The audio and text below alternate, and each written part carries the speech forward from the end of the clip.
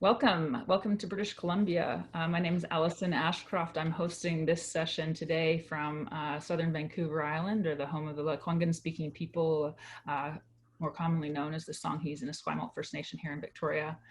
Our conversation today in BC is going to be focused on the dual emergencies of homelessness and overdose deaths, and how COVID has exacerbated that, and what's happening particularly in the two cities of Victoria and Vancouver. So to that end, I've got panelists who are all working on the front lines in both of those cities that I'd like to introduce to you guys. But I'm first going to start with sort of a more national framing before we dive deep into BC. And for that, I'm going to introduce you all to Leilani Farha. Just give me one moment while I'm pulling up my bios here. So Leilani is the global director of The Shift, which is an international movement to secure the right to housing. So The Shift works with over 40 mayors across the world to advance the right to housing, including several municipalities here in Canada. Leilani is also the former UN Special Rapporteur on the right to housing. So Leilani, talk to us a little bit about what you're seeing in more of the policy context within Canada.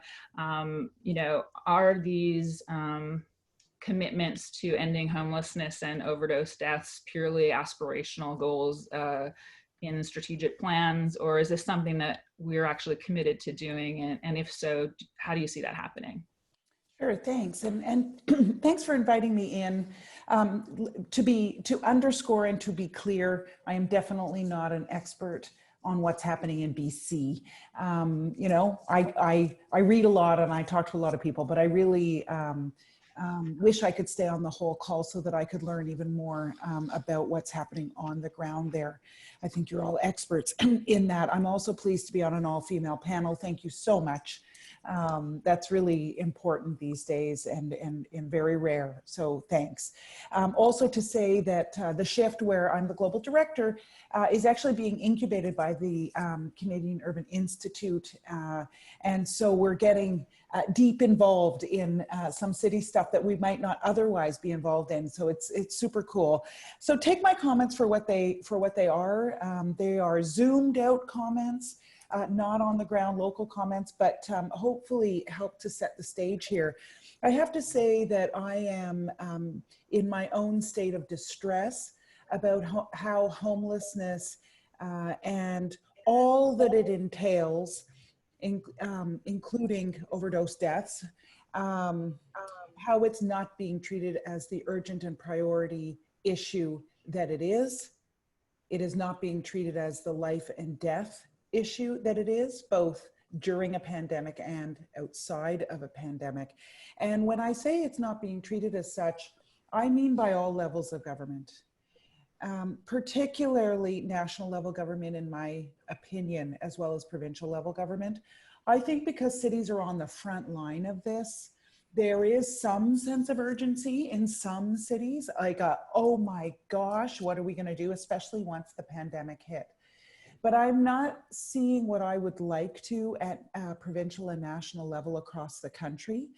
I don't think it's viewed, I don't think homelessness and deaths as a result of overdose are viewed as human rights issues.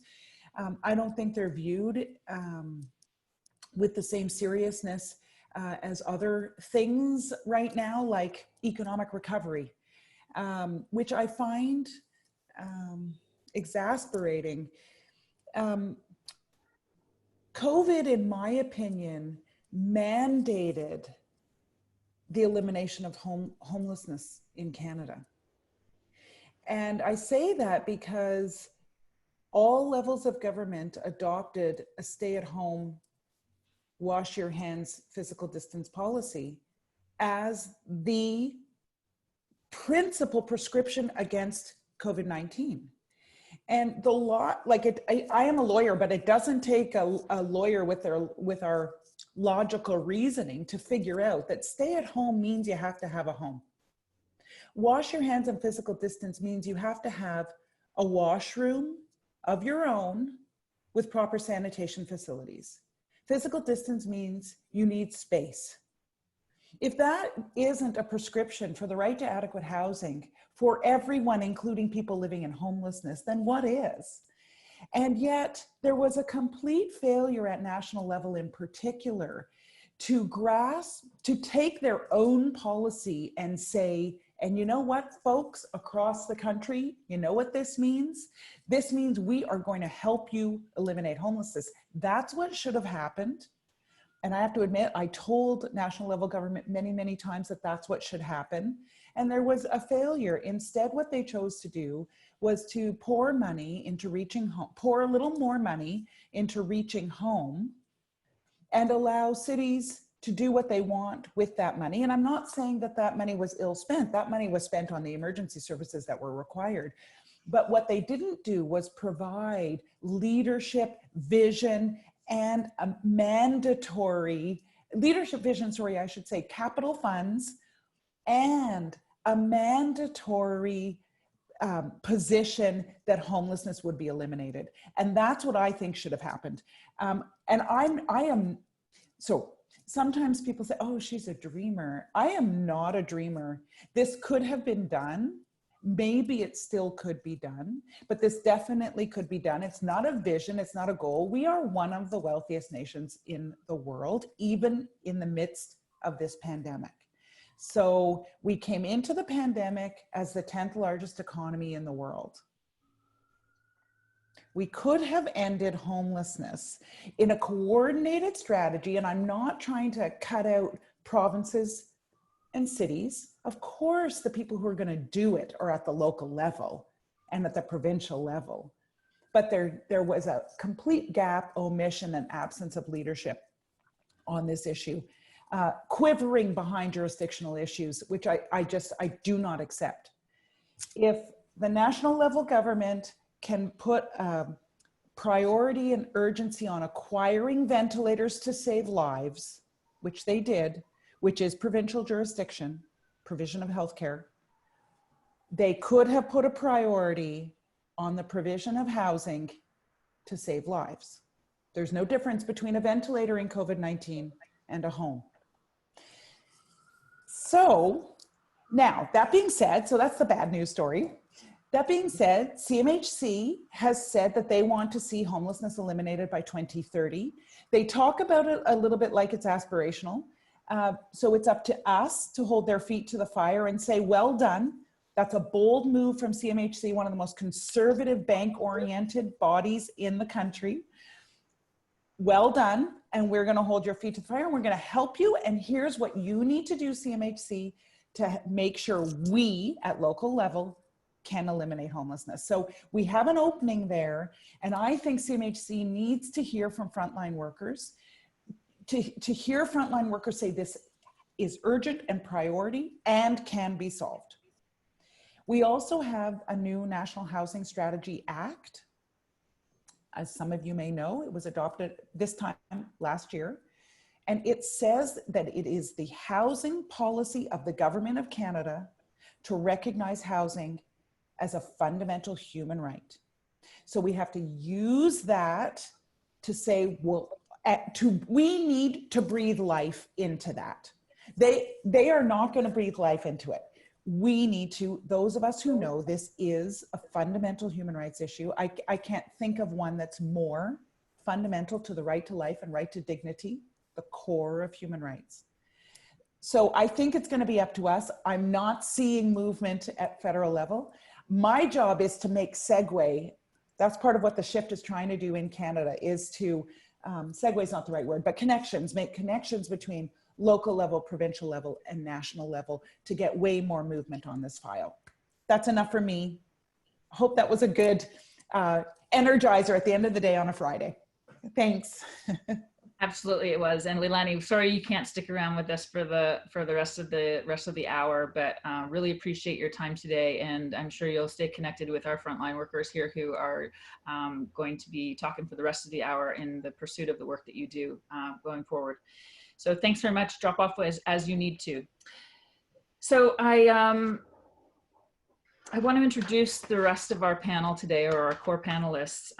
So like I said, all three of these women do critical work within Victoria and Vancouver's frontline communities.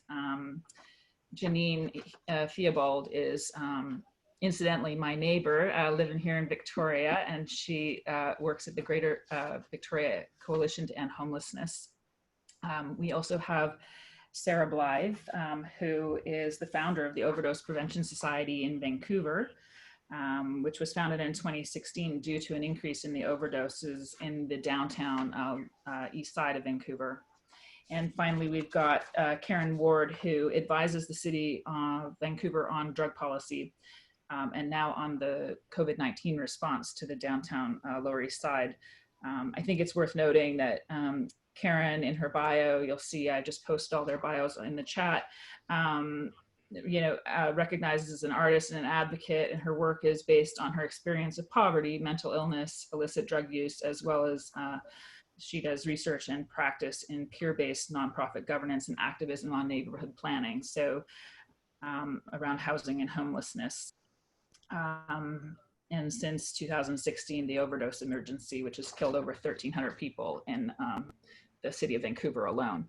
So again, the topic today here, and the reason for why, even though I find these panelists and these two key topics of homelessness and overdose deaths to be pretty intimidating for me, to be honest, I couldn't help picking these two themes because I think these are the conversations that need to be had in BC.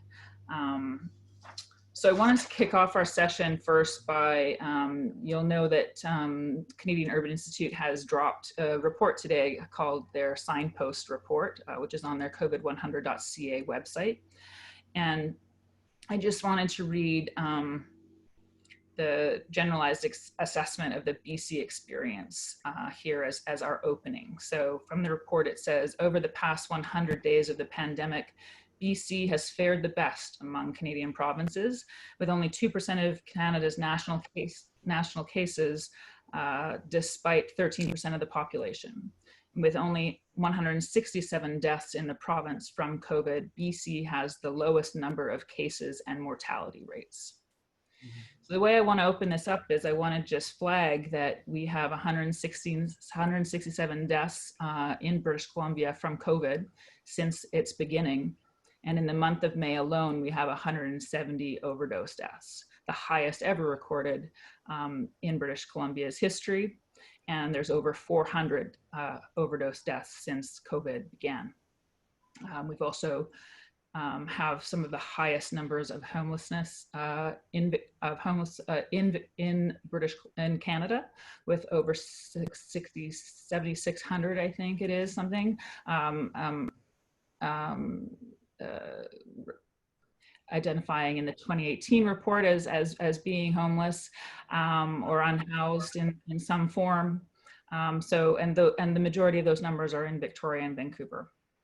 And so we have moved over 1,000 people into shelter, but there are still very many more who remain unhoused at this very moment. So I wanted to flag those as the reason for why we're having this conversation around the dual emergencies, again, of homelessness and overdose deaths. And for that, because this is about people, I want to start talking first about the people before we start talking about what our response has been, what needs to be the future response, etc. So Janine, let's start with you over here in Victoria.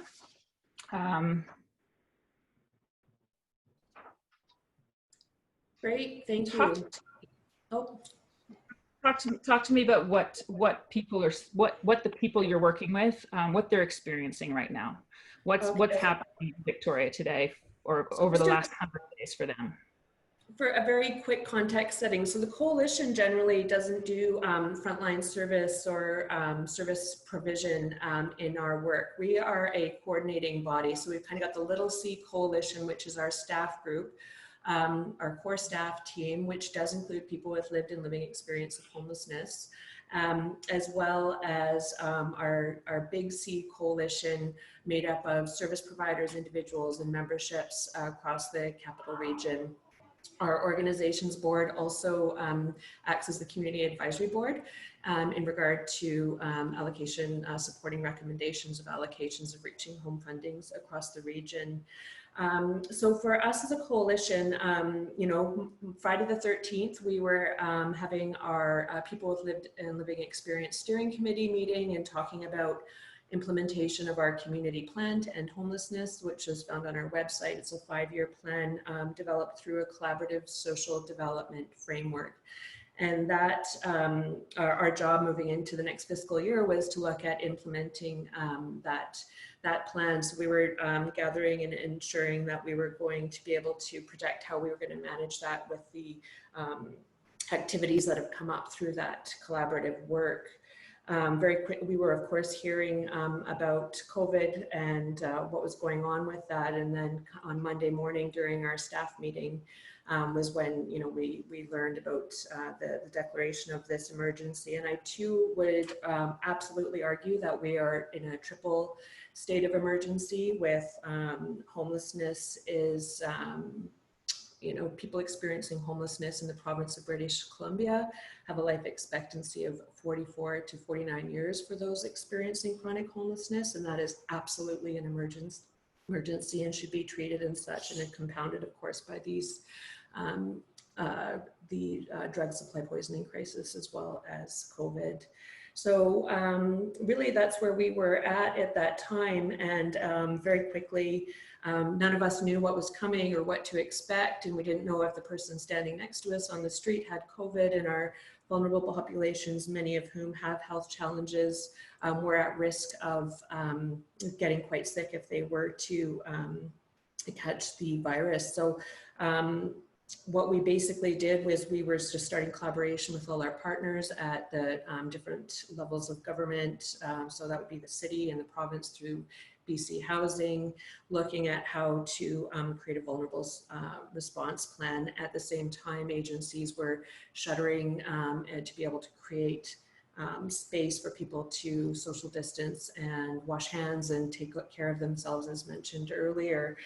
And one of the things that I can say then, I don't really want to speak for what people are experiencing, but I can say one of the folks on our lived experience steering committee is marginally housed in temporary accommodation in a hotel, which was he's been there for a very long time. And he called me because he doesn't have access to a lot of information that a lot of us do, whether it's the internet and the Twitter, and that way that we were able to keep up with the information and email and other forms of media. And he just like, I don't know what's going on. Everybody's going crazy. People are at the shops. They're grabbing things off the shelf. Everybody's freaking out. And I don't know what's going on. And you know, I have his permission to share this. He says, you know, as a senior, he often plans his outings in the day around access to bathrooms. And, you know, we can't figure out how to find a place to go to the bathroom anymore. And that is you know, there's just so many layers and people not knowing what was going on. So as we were moving through this initial experience, we were getting feedback around people's fear about their food accessibility. So even though we have lots of people who are sheltered or marginally housed, they would access food at the food bank or the service providers in the community. And there was a lot of fear about food sustainability.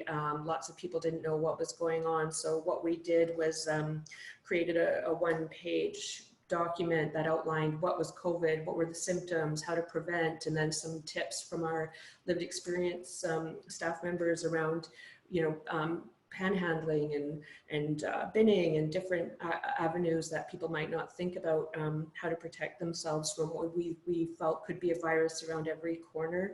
And that's where we sort of took our first step into where we became service providers, because through partnerships with the city, which and reaching home funding, started doing some meal service in Centennial Square. And we were a bit worried because we're, you know, told not to have gatherings of more than 50 people. And we were seeing over 150 people lining up through the day. And we were figuring out how to provide this food in a COVID safe way. We had partnership from the Health Authority, peer-run organizations and harm reduction organizations that joined with providing hand washing kits and one pages of information, things from BC, CDC, and people really didn't know a lot of what was going on by virtue of that inequity in access to information, which will be a communication and information access will be definitely an ongoing theme as I share our experience through this. So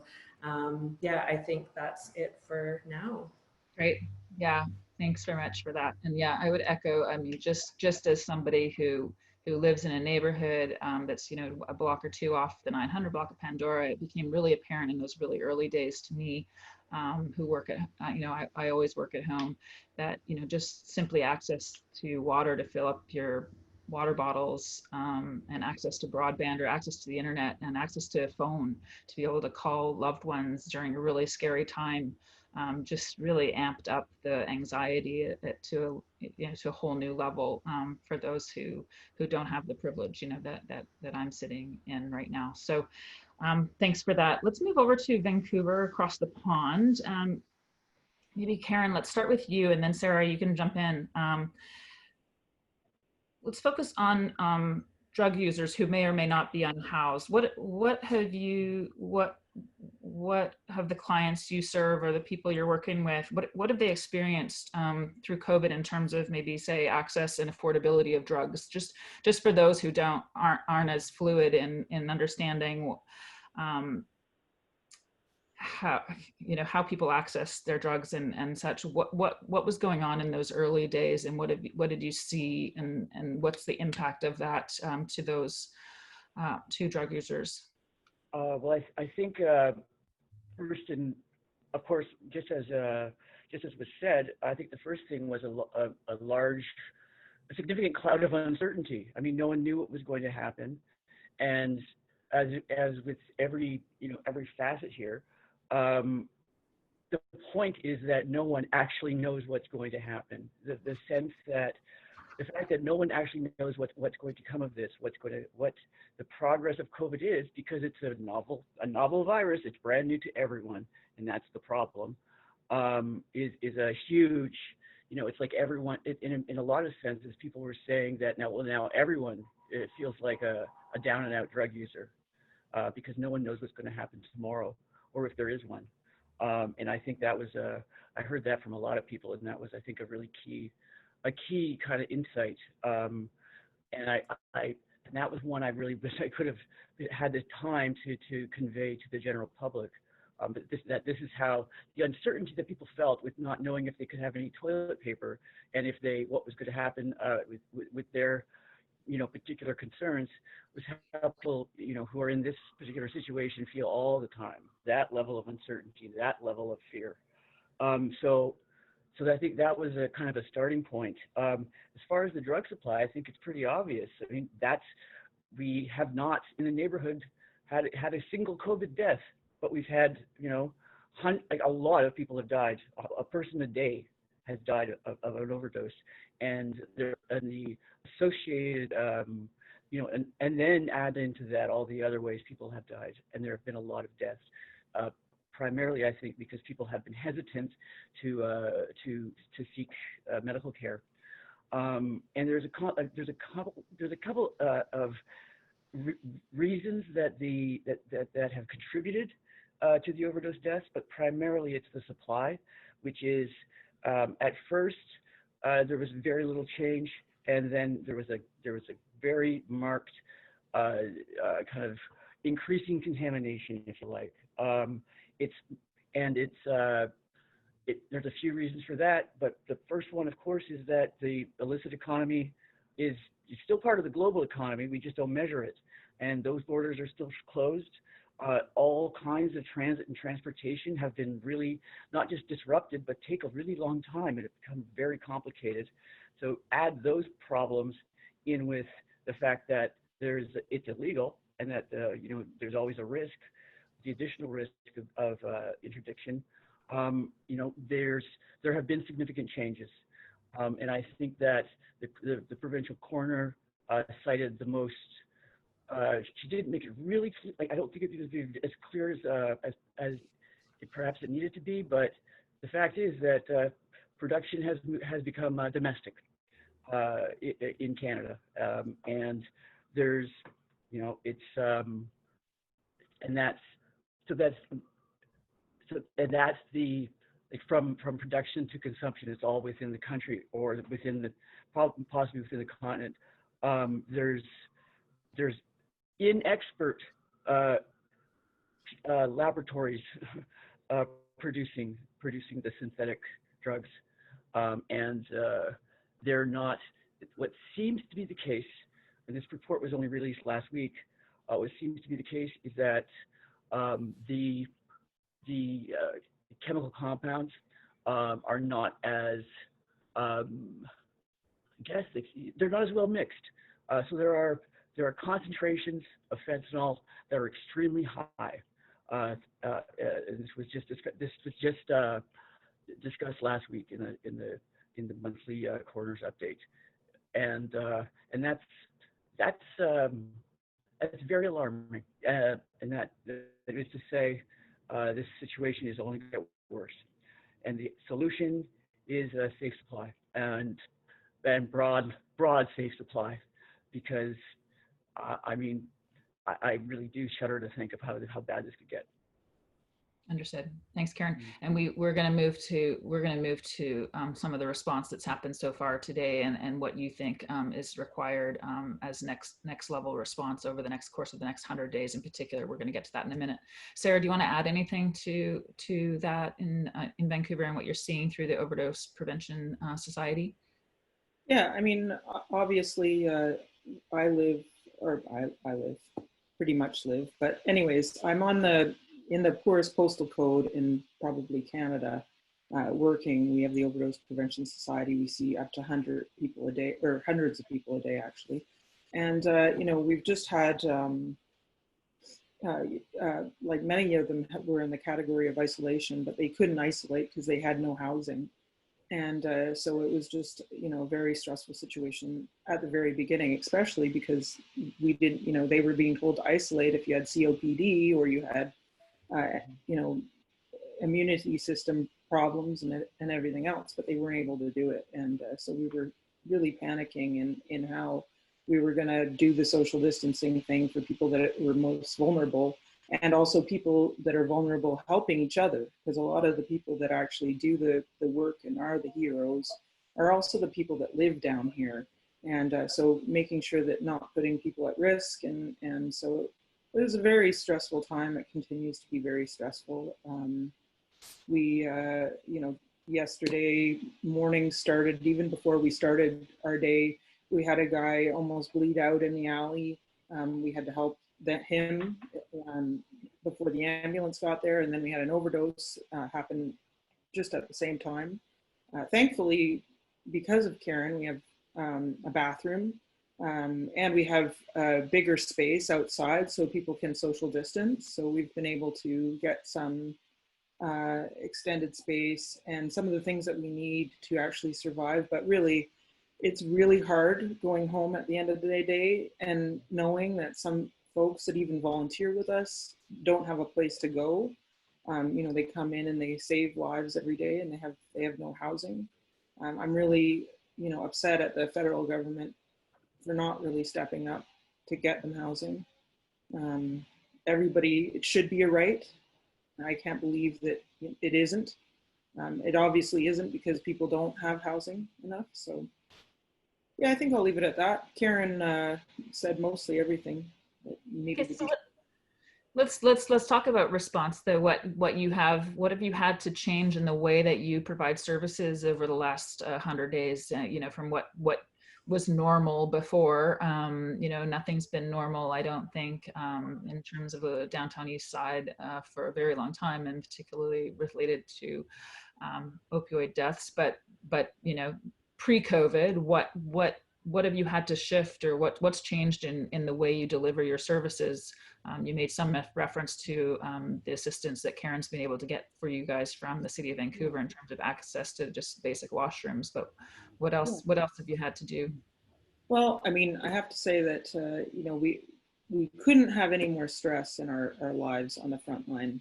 with the overdose crisis and everybody dying around us.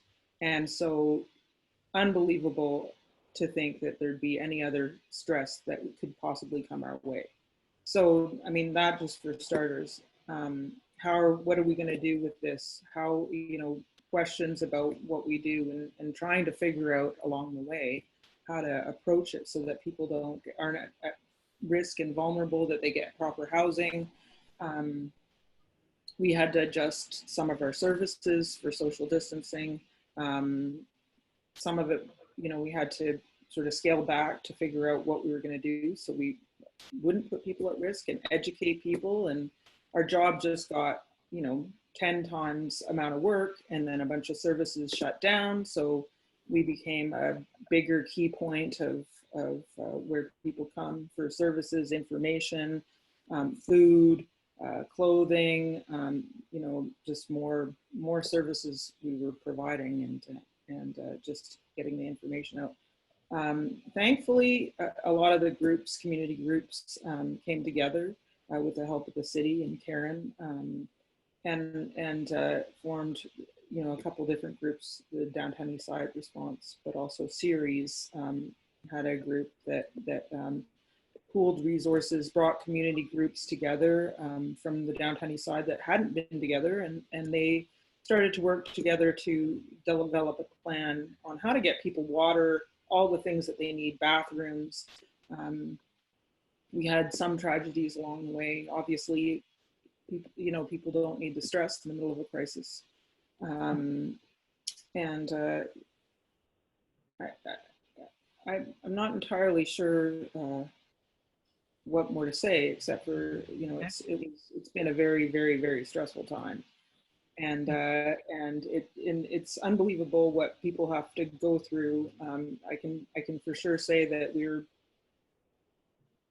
like, we were in a war zone. We were losing our friends, planning memorials. Now we don't even get to plan a memorial or go to a memorial of people who die of an overdose because we can't because of social distancing. So it's just made situations that, are way, way more sad and terrible and it just feels unbelievable.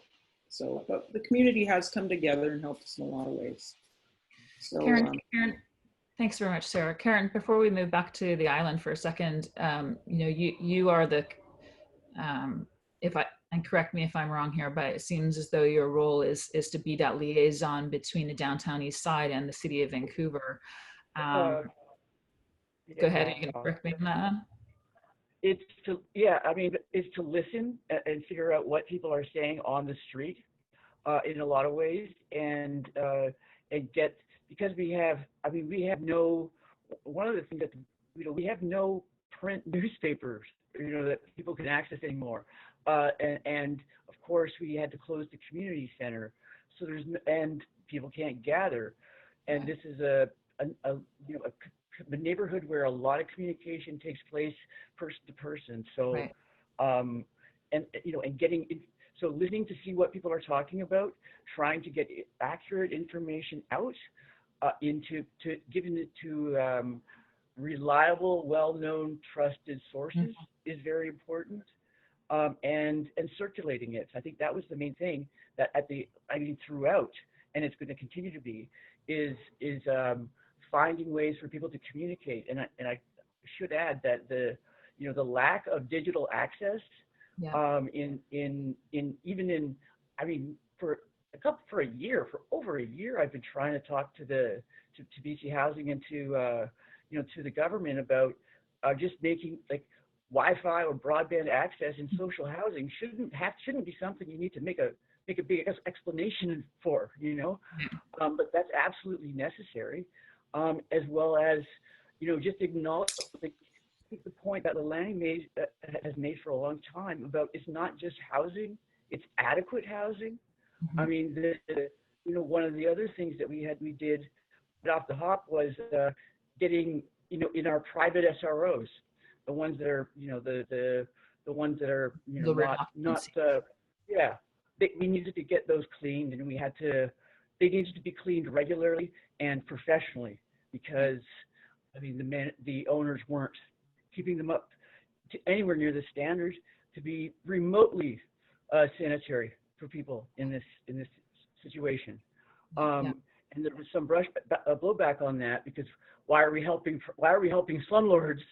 You know, by giving them we're giving them anything, and it's like, well, people will die if we don't, and that's just, you know, that's the point, the simplest case you have to make, and that's the core of the problem now. And there are still, I mean, that issue of housing. I mean, how can anyone be able to keep themselves as safe as they can when there's 20 people sharing a single bathroom, you know? And that's not adequate housing, and that's not okay. So I mean, it's really brought into focus I hope the complexity of the issues that long-term entrenched poverty have created in this neighborhood and many others. Right. I'm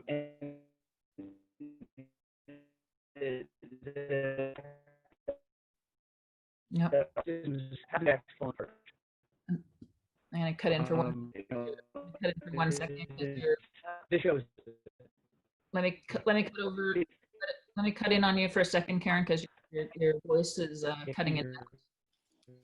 So, you know, what I think one thing I'm hearing, and what I also experienced just here in Victoria is, you know, like, and what I'm hearing from all of you is communications is a massive problem, and you know, and that's just a flag for, you know, the Signpost report that came out today. You know, CUI is planning to produce a new report every 100 days. So a flag that this first report doesn't have the word broadband in it, doesn't talk about communications. And for this community in particular, that's been one of the biggest severs for them and their inability to stay informed and to stay safe.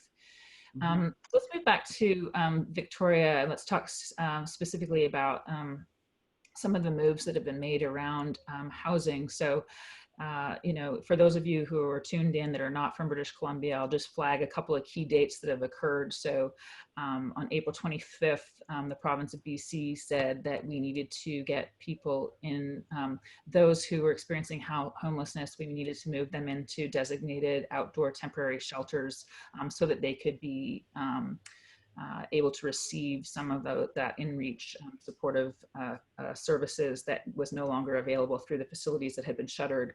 And then by May 19th, I think initially it was the beginning of May, they needed to be, it was decided that those outdoor temporary shelters were no longer sufficient or safe enough, and that folks needed to be moved out of those outdoor temporary shelters, and in the case of Vancouver, out of Oppenheimer Park into self-isolated rooms and motels, arenas, wherever else that they could be provided with that self-isolation. Janine, talk to me a little bit about how you were the site manager, I believe, or co-site manager at Topaz Park, which was in Victoria, that outdoor temporary shelter. Talk about what that response looked like, and then the very soon thereafter upheaval that meant you had to move people out and transition people out of out of Topaz. I'm muted, not anymore.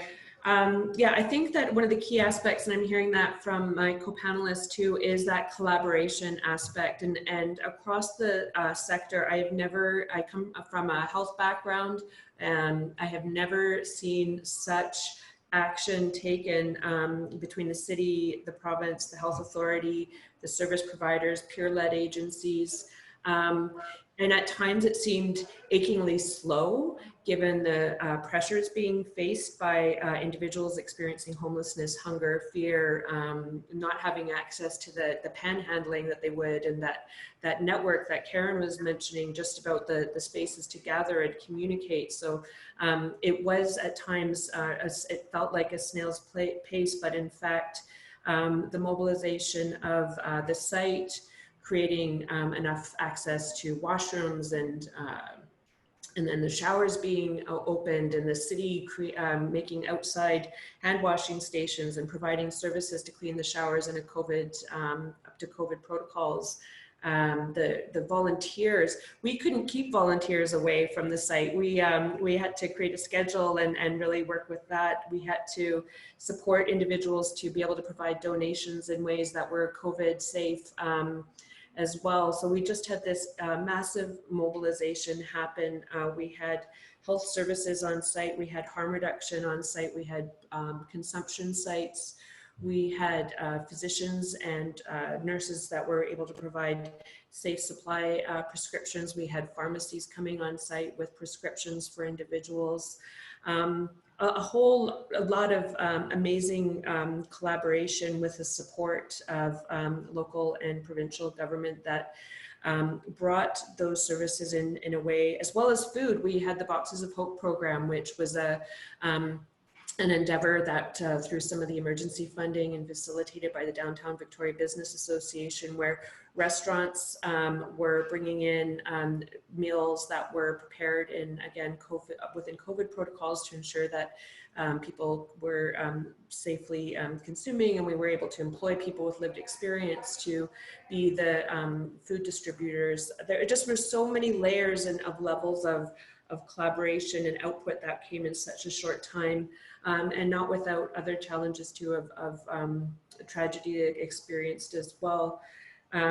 So we were part of a team of site managers. The Dandelion Society had set up a lot of the infrastructure and provided support, and just really needing to kind of have that point person because of that 24/7 aspect of supporting the site.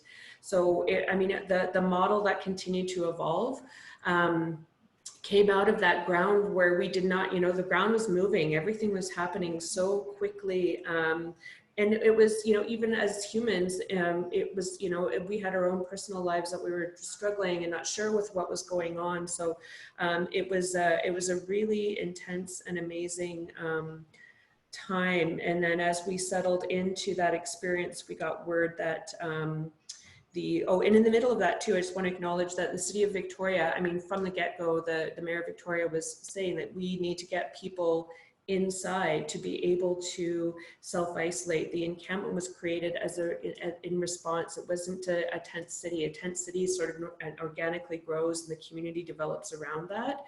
There is an amazing, incredible, vibrant culture in the people in our community experiencing homelessness, and much of that was brought over into this sanctioned encampment.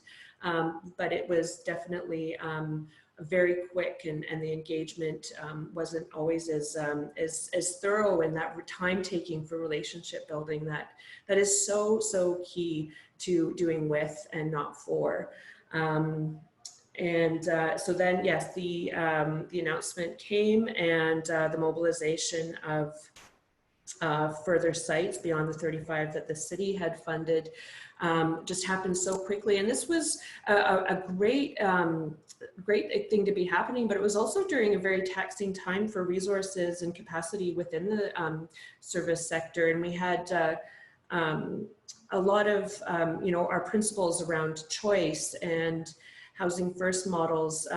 This was kind of like a one size fits all. So people were given this option, you can go here or not anywhere. And that mobilization of resource has been making a massive difference, and the promise and commitment from the provincial government to ensure that anybody moved into these temporary sites is now wouldn't be moved into homelessness. They would be moved into permanent and appropriate housing. And again, that speaks to the need for choice in housing services. The sites that, I'll just finish by saying, the sites that have come online have had incredible in-reach of health supports. Again, some of it's right on site in regard to harm reduction, overdose prevention sites, peer support for people, peer housing support, as well as other peer in-reach.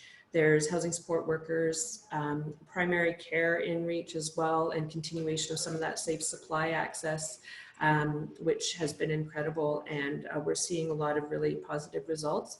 And it's challenging for the people who were either not in either of those encampments at the time and are left outside, especially when such a large number of our community members who are unhoused were housed. It's been a challenge across that as well. So huge amount of work, huge amount of success, and a lot of learning along the way. Right, good one. So just to round out what Janine was saying there, so two things is if you weren't on April 25th in one of the two areas that they did their homeless counts and said that these people must be housed by a certain date, if you were not part of that, you to this day are have not been provided shelter as yet. And so there's still a very big need here in Victoria, and I assume the same goes for Vancouver. And then the last thing I just want to say is a kudos to those frontline workers, because despite the enormous overdose deaths that we've seen over the last 3 months, that is climbing month over month, to date, there has not been, according to our fabulous BC Public Health Officer, Dr. Bonnie Henry, there has not been an overdose death in one of the motels or other shelters in which the services of frontline workers have been provided. So that is, you know, I know, Janine, you had some concerns around putting people into isolation, where community is often the means by which people are protected from overdose, and by putting people into rooms on their own, you were concerned that that might lead to overdose deaths. And in fact, you guys have been able to provide some exceptional services, and so you've seen that has not manifested, which is a big congratulations to those of you who are providing that work. Go ahead, Janine. If I could add to that, I just want to really acknowledge the peer-based work that happens in regard to preventing overdose and peer witnessing and peers keeping each other safe. Just really want to, it's a real collaborative effort, and I just want to fully acknowledge, because actually they've been leading this work for a very long time. So, and it's a cross-sector approach as well. So I'm just really, thank you. Right, so that's a good way to go over to you guys, Sarah, in particular. I know you're leaning in there, you know, so let's talk about that collaboration, and let's talk about, you know, one of my favorite quotes that I've seen from this week or from this month of meetings that CUI has hosted is from this woman, Nicole Swearhen, who says that governments need to trust in the capacity of communities to act. People are able to understand the conditions of their own lives, and they're able to work together to better those conditions. So let's talk about the work that you do, which is really around, you know, empowering community to support one another, and the need that you have. Let's look forward. What do you need from government and others in order to empower you through the Overdose Prevention Society to do that peer-led support? Yeah, well, I mean, COVID had a lot of terrible things come with it, like a lot of extra work, but it also really got the community together and brought lots of different service providers together. So we were able to get masks from people from the community. They made us masks. We were able to get, you know, distilleries were able to make us some spray that you put on your hands, antiseptics and stuff like that, that smelled like booze, but it was great, and it was helpful to us. You know, we really were able to come together as a community in a way that we never had, and people didn't really necessarily have time to. So, you know, there was a lot of Zoom meetings, and I went to a lot of Zoom meetings, and which I hadn't before. And we were able to sort of communicate as a group, and you know, some people who shut their services down had a lot more time to organize on the outside and call for donations, call for everything we need. And right across the street now, there's a place that Atira runs that has supplies water. They have pretty much everything that you need in there right across the street from where we're at. So whenever we run out, we just go over there. So people in the community are, you know, if there's water, there's lots of water bottles, wound care supplies, literally everything, clothing, shoes. The the main thing that we're missing is in where I'm working is safe supply and getting doctors to prescribe. It's terrible to see, you know, we have drug testers that test the drugs that come in. The drugs have gotten only worse.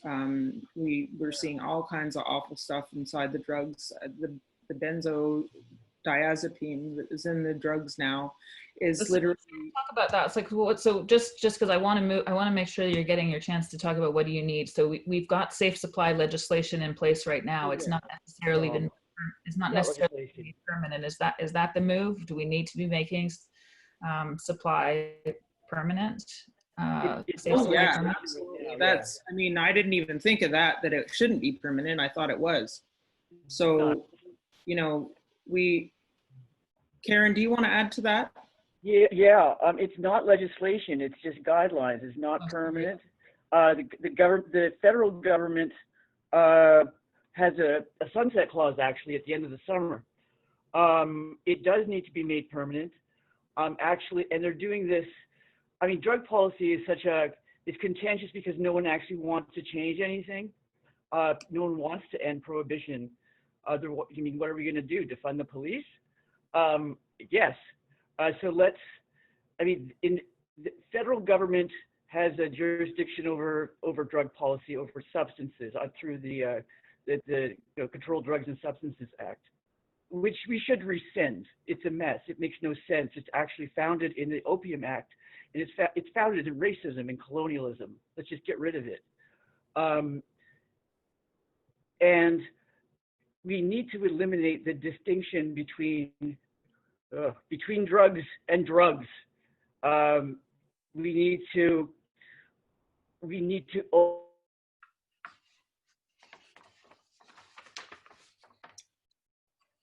So again, we come back to broadband connectivity and how it's not equitably distributed. So if you're on the downtown east side, perhaps you don't have as good a high-speed broadband as the rest. I don't have good Wi-Fi. Exactly.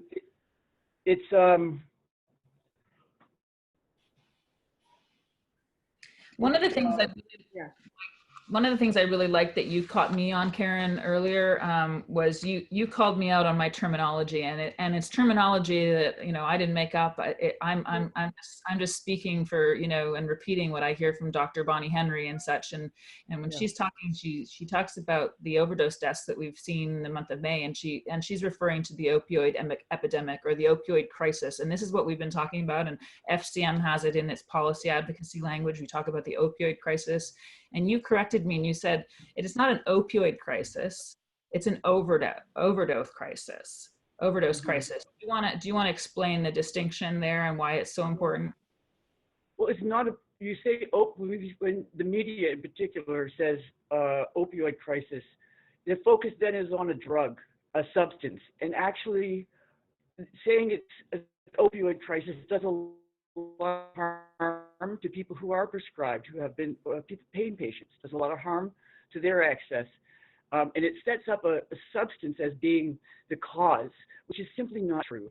It's policy and law and criminalization and prohibition that has caused this, you know, and poverty and the rest of it and everything.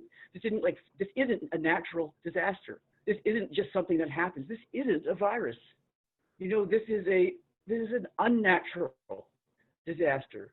This was caused by choices. You know, maybe we don't have to make them anymore. I am so. The choices I mean are the choices of governments, by the way.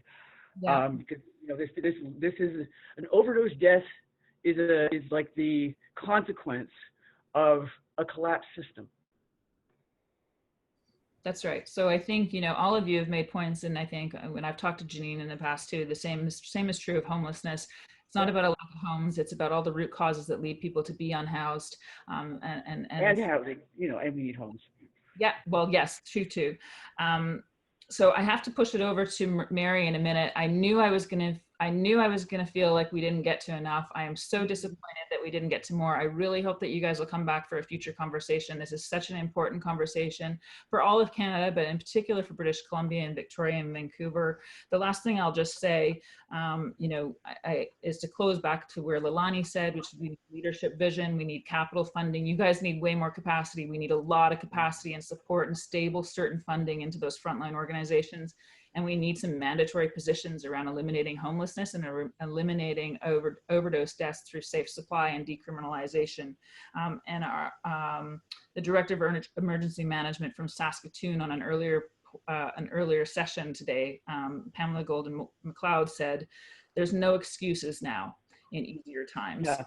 Work together. We've proven we can.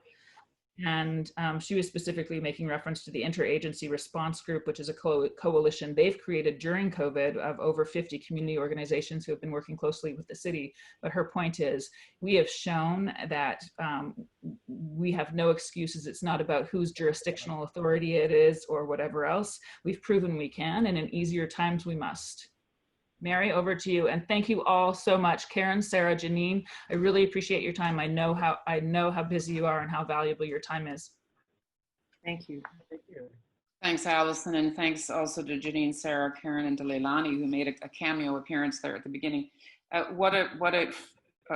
always feel like I need to take a breath after we have a session like this. So much profound, honest things that you shared with us. And as you said at the beginning, Allison, before, I don't know if it was even before we went live, we talked about front lines, people on the front lines. The COVID has it acted like what we've been calling a particle accelerator. Every pre-existing condition or struggle that was in place in urban Canada before the pandemic has just been completely accelerated and made much, much more intense. And we appreciate that has manifested for you folks in terms of delivering the services you do and trying to have conversations like this while you're also trying to keep people safe, save lives, and all the kinds of everyday challenges that you were already dealing with before this pandemic. So it's a really perfect way for us to finish a cross-Canada check, to just be reminded that cities are actually about people. They're about how people find their way and live in shared environments, and all the challenges that COVID has exposed about the realities of that. So we just can't thank you enough for taking the time and finishing for us what's been a 6-hit cross-country checkup that started this morning in the Atlantic region, then we went west to you. We've had 3 sponsors that helped us with today: the Public Sector Digest, Municipal World, and First Policy. We want to thank them. I think that we saw differences across the 6 regions, but we also saw a lot of things that are very resonant and similar. And Allison, what a lovely summary you just gave. We have all these sessions have been recorded. The chat functions have been recorded. They'll be posted over the weekend.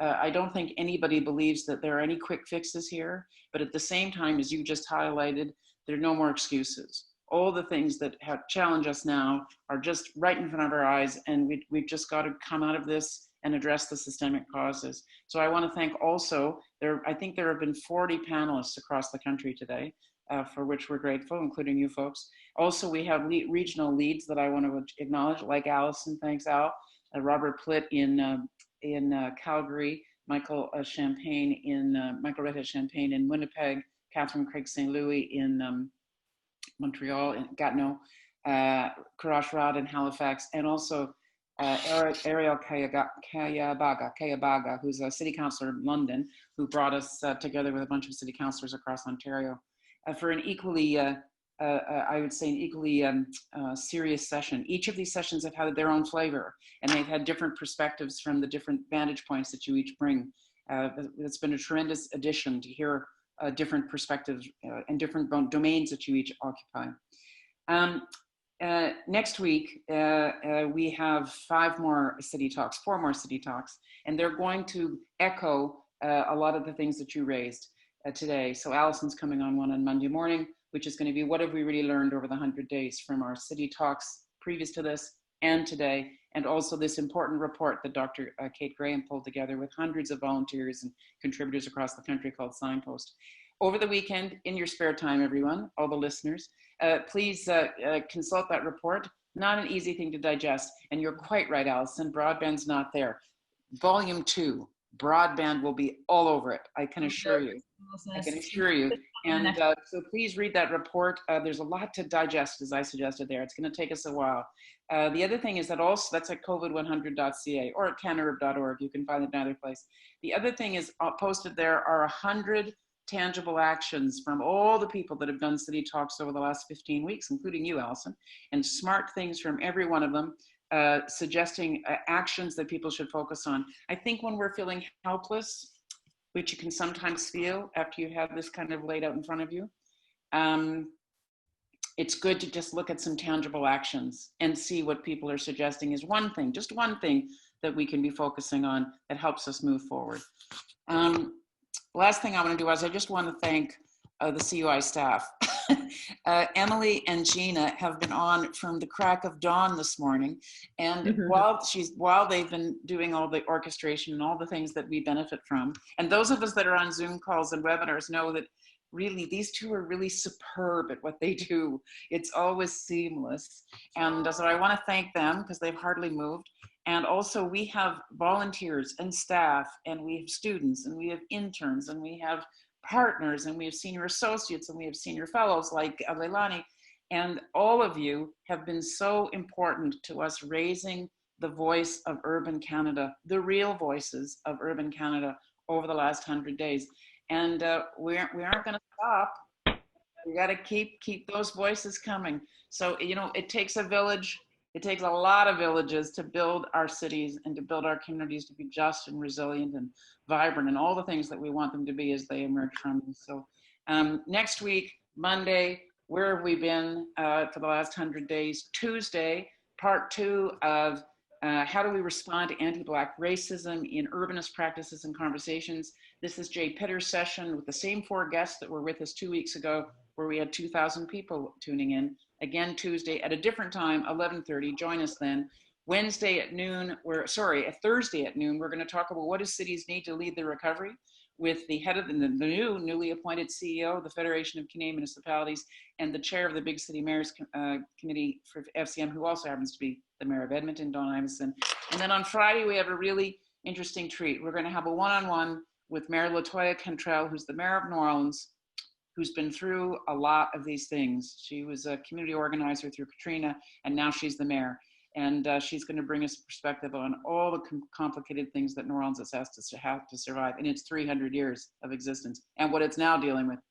So again, thank you very much for being a part of this extravaganza, this whole day that we've done. And thanks very much, everybody. And thanks all our viewers who tuned in from stop to stop to stop to stop. It's the weekend. Almost, whatever weekends are. I hope you have a good one. And again, thanks very, very much for joining us. Allison, thanks to you and to your panelists.